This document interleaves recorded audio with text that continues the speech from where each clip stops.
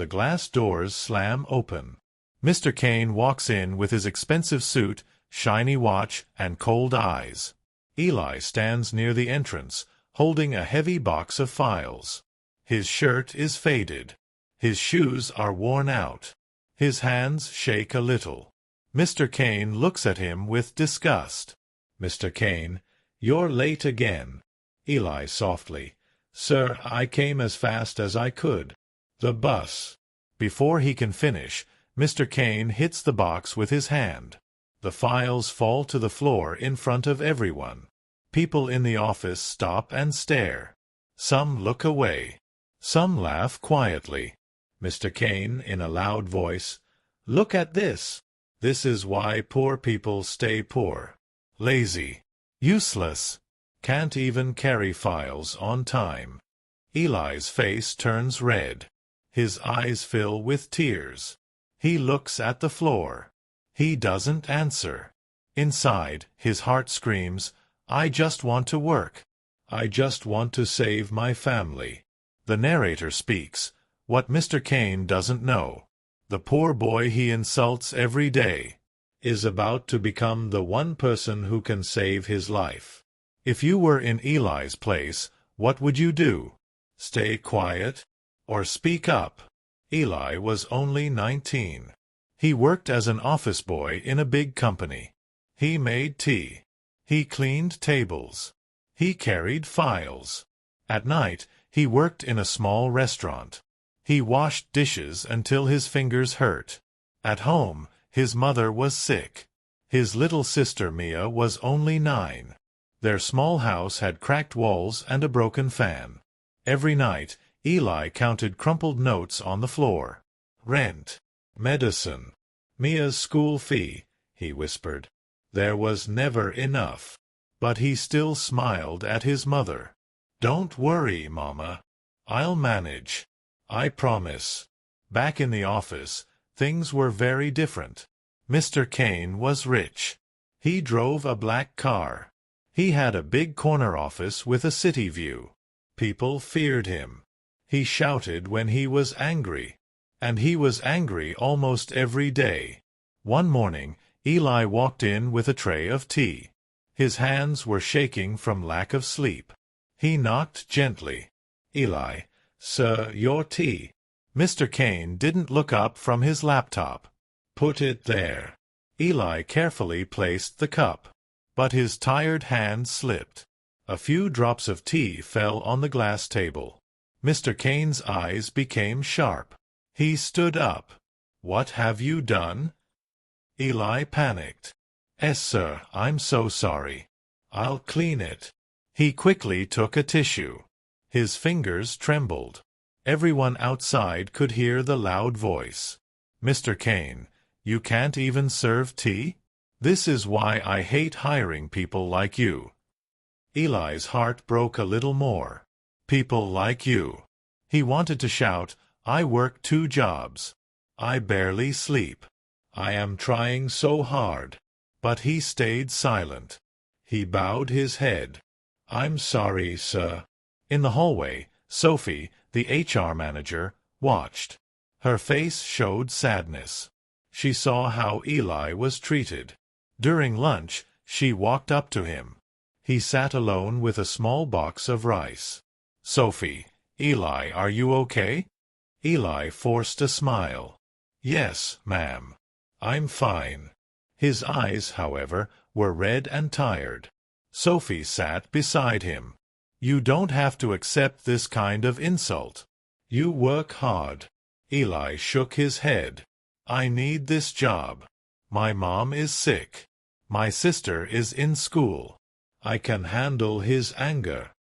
He looked down at his worn-out shoes. His voice went soft. "I'm used to people talking like that to me." Have you ever seen someone accept pain just because they have no choice? That same evening, something happened. Mr. Kane stormed out of his office. His face was red with rage. He shouted so loudly that everyone heard. "My watch! My expensive watch is gone. Who was in my office?" People looked at each other. someone whispered. "I saw the office boy go in with tea." All eyes turned to Eli. Mr. Kane walked up to him. His voice was like ice. "You come with me." They dragged Eli to the small locker room. "Open your locker," Mr. Kane ordered. Eli's hands shook as he turned the key. Inside, there was only a cheap lunchbox and a small brown envelope with money. Mr. Kane snatched the envelope. He opened it and saw a thick bundle of notes. "So this is where my money goes," he said coldly. He raised the envelope. "Everyone, look! The poor boy suddenly has so much cash." Eli's heart dropped. "Sir, that's my savings. For rent and medicine. I work at night too." Mr. Kane didn't listen. "Call security," he shouted. "I want this thief out of my company." Eli's eyes filled with tears. He tried to speak. His voice broke. "Please, sir. I didn't steal anything." Mr. Kane stepped closer. His face was hard. "You are finished here, and I'll make sure no one hires you again." Eli felt the world falling apart. If he lost this job, his family would suffer. The chapter ends with Eli standing in the locker room, his hands shaking, his future breaking, as two guards move toward him to drag him out. What do you think will happen to him now? Security took Eli to a small room. Mr. Carter, the old security guard, knew Eli well. He had seen him arrive early and leave late. Mr. Carter spoke softly. "Eli, tell me the truth, son. Did you take anything?" Eli's voice was almost a whisper. "No, uncle. I swear. That money is from my night job. I clean tables in a restaurant." Tears rolled down his cheeks. He wiped them quickly, ashamed. Mr. Carter believed him.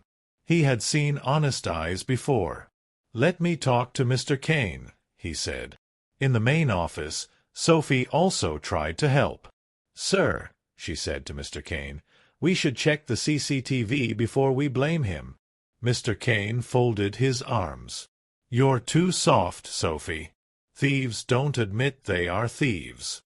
His phone rang. He answered quickly. "Hello." A small, gentle voice came from the other side. "Daddy, when are you coming home?" It was Grace, his 12-year-old daughter. She had a weak heart. She spent more time in hospitals than in school. Mr. Kane's voice softened for a moment.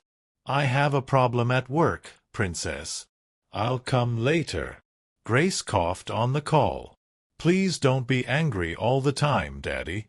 It's not good for your heart." He forced a laugh. "Don't worry about me. Take your medicine. I'll get you a new tablet soon." He cut the call and turned back to his cold self. "Where was I? Ah, yes. The thief." Sophie spoke again. "Sir, please. Just check the cameras." Mr. Kane finally agreed. "Fine. Let's end this drama." They went to the security room.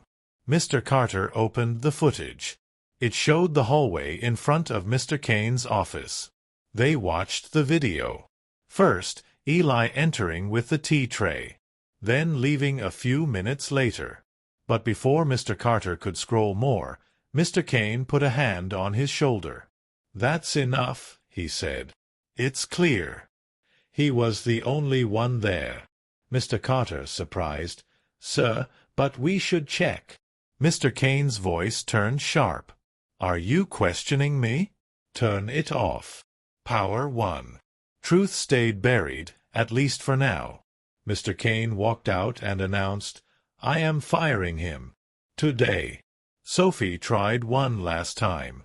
"Sir, please don't do this. He will lose everything." Mr. Kane replied, "That is not my problem. I built this company. I won't let a poor boy ruin my image." He stepped into the small room where Eli sat. Eli stood up quickly. "Sir, I did not steal anything. Please believe me." My mother. Mr. Kane raised his hand, cutting him off. I don't want your stories. You are fired. Leave this building in 10 minutes. Eli felt his chest tighten. His legs felt weak. He almost fell back onto the chair. Sir, please, he whispered. I really need this job. I can work extra. I can clean the toilets too. Just don't fire me. For a second, Mr. Kane saw the boys shaking hands. But his pride was bigger than his heart. He pointed to the door. Get out. Eli walked out with his small bag. He looked at the office one last time. He remembered every insult, every laugh behind his back. Sophie ran after him. She put some money in his hand. Eli, please take this. Just for a few days. He shook his head. No, ma'am. You've always been kind. I can't take your money. I'll manage. His eyes were full of tears, but his voice was gentle. Thank you for believing me. He walked away, step by step, feeling like the whole world was turning its back on him. That night, Mr. Kane reached home late. His big house was quiet. He called out, Grace? Where are you, princess? There was no answer. Instead, he heard hurried footsteps. His wife, Lily, came running, her face pale. Where were you? I called you so many times. It's Grace. She collapsed. His heart dropped. What? Where is she? At the hospital. The doctor says her heart is getting weaker. She might need a transplant. The room started spinning for Mr. Kane. All his money, his office, his power. None of it could stop his daughter's illness. They rushed to the hospital. Grace lay on a bed, pale and weak, wires attached to her small body. He held her hand. Daddy is here. Don't worry, okay? The doctor entered. Mr. Kane, we need to talk. They went outside. The doctor's face was serious. Her heart is failing faster than we thought. We may need a transplant. But that is not all. Mr. Kane swallowed hard. What do you mean? The doctor looked at his file. We checked the blood bank and the donor list. There is only one perfect match for her in our system. Mr. Kane frowned. Who is it? The doctor sighed. He works in your office. Or he did. A boy named Eli. The words hit like a storm. Mr. Kane stood frozen in the hospital hallway. The poor office boy he just accused, the boy he fired and insulted, was the only person who could save his daughter's life. Would you be able to face someone you treated so badly and then ask them to save your child? Mr. Kane rushed out of the hospital. He drove like a madman through the night. Rain hit the windshield. His thoughts ran faster than his car. How can this be? Eli, the same boy I called useless. He reached the old part of the city. The address from the hospital form was written on a paper. He stepped into a narrow lane. The ground was wet. Clothes hung from broken balconies. He saw a small door with peeling paint. He knocked hard. Mia opened it. Her hair was messy. Her eyes were big and scared. Who are you? She asked. I'm Mr. Kane. Is Eli here? Her mother, thin and weak, came to the door. She coughed lightly. Sir, what happened? Did he make a mistake at work? Please don't be angry with him. For the first time, Mr. Kane felt his own shame burn inside him. He spoke, his voice low. I fired him today. But I was wrong. I need to talk to him. It's about my daughter. Eli stepped into view from the small room behind. He wore a simple T-shirt. His eyes were swollen from crying. When he saw Mr. Kane, his body stiffened. He didn't speak. Mr. Kane looked smaller now. His shoulders were not so straight. His eyes were tired. He took a deep breath. "Eli, I need your help." Eli's brows pulled together. "My help?" Mr. Kane nodded slowly. "My daughter, Grace, she is very sick. The doctors say her only match is you." The room went silent. Even the sound of the street outside felt far away. Eli looked at his mother. She stared back, shocked. Mia clutched her brother's arm. Mr. Kane continued, "I know I have treated you badly. I said terrible things. I fired you. But I am begging you now." His voice broke. "I am a father first. Please save my child." His eyes filled with tears. The arrogant boss was gone. In front of Eli stood a helpless man. Eli felt a storm inside his heart. He remembered every insult. Every time he was called useless, poor, and trash. He could have said no. He could have walked away. But he also remembered something else. His own father died because no one stepped forward to help. He remembered his mother's words, "Son, never let someone else feel the pain we felt." Eli looked at Mr. Kane. He saw not a boss, but a broken father. He spoke quietly. "I will do it." His mother gasped. "Eli, are you sure? It's a big surgery." Eli smiled sadly. "Mama, if I can save a life, I should. Maybe this is why God kept me near them." Mia hugged him tightly. "Please come back safe," she whispered, crying. At the hospital, the preparations began. Mr. Kane watched from the hallway as nurses moved Eli on a stretcher. Eli turned his head slightly. Their eyes met. Mr. Kane stepped closer. I am sorry, Eli," he said, tears rolling down. "I was blind. I judged you by your clothes, your shoes, your poverty. I didn't see your heart." Eli gave a weak smile. "Just take care of your daughter, sir. And please don't treat others like you treated me." Those words cut deeper than any insult. They were soft but heavy. The doors of the operation theater closed. Hours passed like years. Mr. Kane sat on a cold bench, head in his hands. His mind replayed every cruel word he had ever said. Lazy. Useless. People like you. Now that same useless boy was giving a part of his own body to save his child. Finally, the doctor came out. He removed his mask and smiled. The surgery went well. Both of them are safe.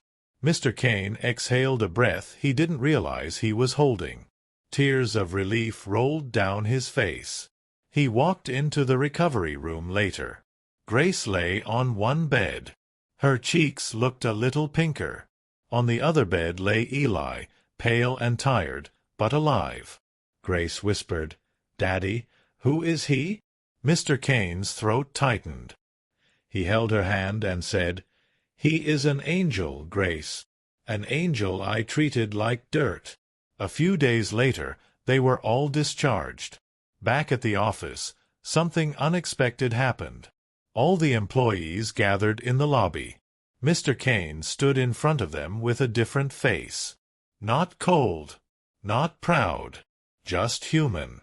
He called Eli to the front. Eli walked slowly, still weak, but standing tall.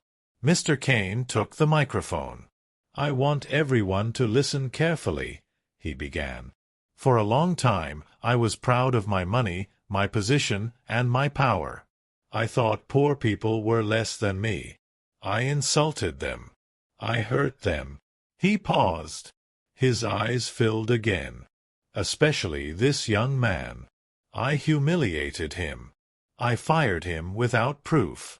I called him a thief." Gasps filled the room. Many had seen what happened.